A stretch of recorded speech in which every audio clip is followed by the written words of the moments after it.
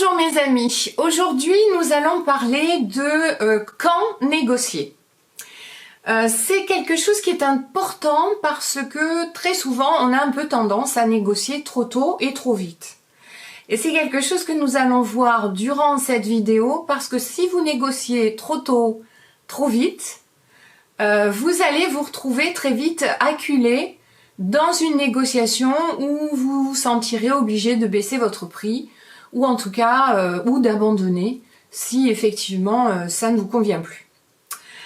Alors, la première chose à se dire, et ça c'est quelque chose que je vous répéterai à longueur de temps et de vidéos, la première chose à savoir, c'est si vous avez vendu votre bien. C'est-à-dire que si vous vous mettez à parler de prix avant que la personne avec qui vous négociez ait acheté le produit, eh bien vous allez vous heurter en permanence à des choses qui continuent de la faire douter. Quelqu'un peut très bien négocier très légèrement et sans passion, tout simplement parce que il ou elle est complètement gaga du produit. Vous lui avez tellement bien vendu que la personne veut absolument ce produit-là et donc la négociation va être finger in the nose. Donc l'idée c'est que ne parlez pas de prix, ne commencez pas à négocier sur les options du produit tant que vous n'êtes pas sûr que vous avez vendu le produit. Ça c'est essentiel. Si on veut vraiment repartir du début, c'est-à-dire si on veut aller avant même la vente, il y a une chose qui est super importante de se demander, vous allez rigoler peut-être, mais je pense que c'est essentiel de se le demander, c'est est-ce que vous avez vraiment envie de vendre? Je vous jure que ça arrive. Vous mettez en vente un bien, mais au fond, vous ne donnez pas vraiment les moyens, parce qu'au fond, quelque part, vous n'avez pas vraiment envie de vendre, ou vous n'êtes pas très sûr de. Donc, qu'est-ce que vous faites? Vous allez calculer petit, vous allez mettre des petites annonces, mais sans vraiment vous décider sur quoi mettre en avant, etc. Et puis finalement, au moment de, vous allez vous dire « Oh bon non, je vends pas ». Moi, ça m'est arrivé. Ça m'est arrivé avec l'appartement que j'ai actuellement. Il y a quelques années, je me suis dit, tiens, je vais le vendre et puis je vais aller vivre à Paris parce que je suis à la limite entre Paris et Versailles. Voilà. Et donc, je me suis dit, je vais vendre et puis machin. Mais en fait, il s'est trouvé que quelque part, j'avais pas vraiment envie de vendre. J'étais pas sûre. Et je m'en suis rendu compte parce qu'au fond, j'ai donné l'appartement à une agence. Je me suis pas vraiment donné les moyens d'embellir l'appartement pour que. J'ai pas cherché à trouver la personne à qui ça pourrait convenir. Et finalement, je l'ai pas vendu. Voilà. Donc, la première chose vraiment à vous demander, c'est est-ce que vous avez vraiment envie de vendre? Ça peut s'appliquer aussi aux vendeurs dans une compagnie qui a un produit dans lequel il croit plus. Il essaye de vendre, mais au fond, il est tellement pas convaincu que ça transpire. Donc, je dirais que ce principe de est-ce que vous avez vraiment envie de vendre s'applique absolument partout. Partout. Donc, première chose à se demander, avant de se mettre à négocier le prix et machin, de vous embarquer dans une histoire qui aura peut-être pas beaucoup de sens et qui va vous fatiguer, posez-vous vraiment les questions de savoir si vous avez vraiment envie de vendre. La deuxième chose, c'est est-ce que vous avez bien ciblé le marché? Est-ce qu'en fait, votre produit, il correspond vraiment aux personnes qui sont susceptibles d'acheter le bien? Et dans ces personnes qui sont susceptibles d'acheter un bien comme celui-là, est-ce que vous savez exactement quelles sont celles qui sont plus susceptibles de l'acheter? Je m'explique. Moi, je vous reparle toujours de cet appartement. J'ai un appartement qui est calé au fond d'un parc très vert, très silencieux, calé contre la forêt, avec les petits oiseaux qui chantent, pas de bruit. Le truc vraiment pour la personne qui a besoin de calme, qui a besoin de se retrouver, de se ressourcer.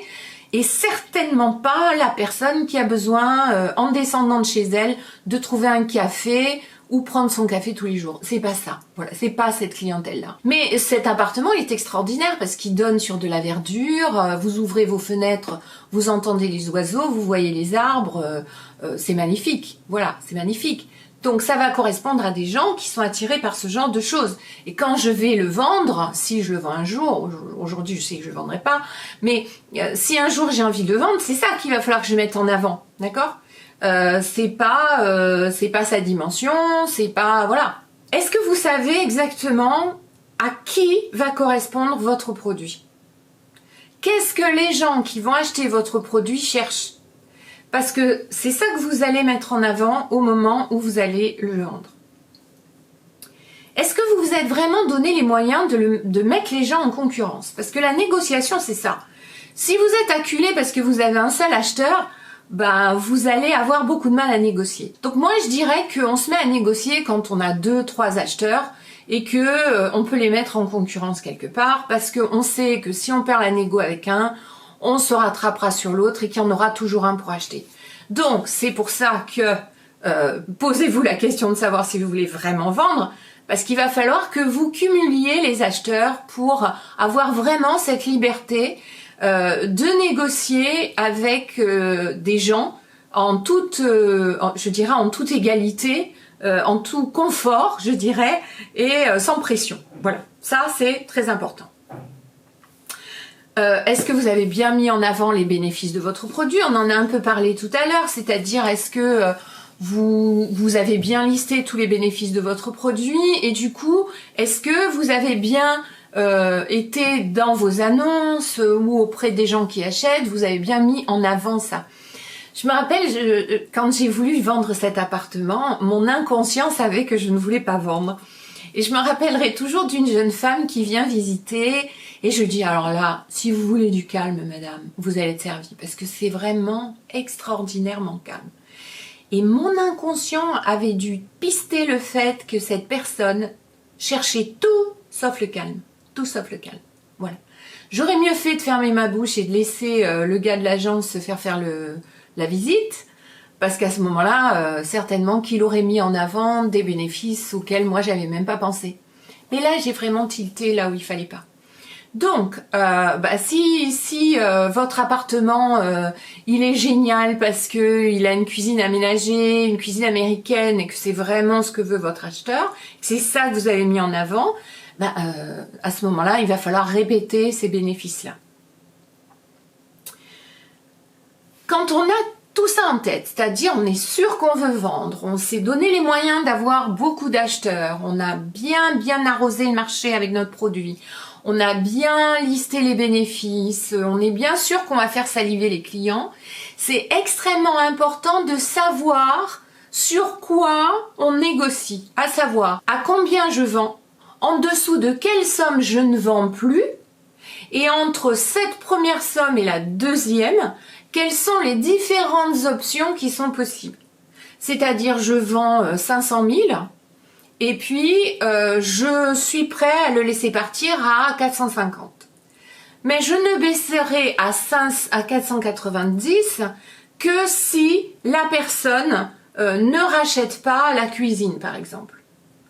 Je descendrai à 480 si je peux récupérer tel objet. Ou si je ne suis pas obligée de faire tels travaux parce qu'ils les prennent en charge.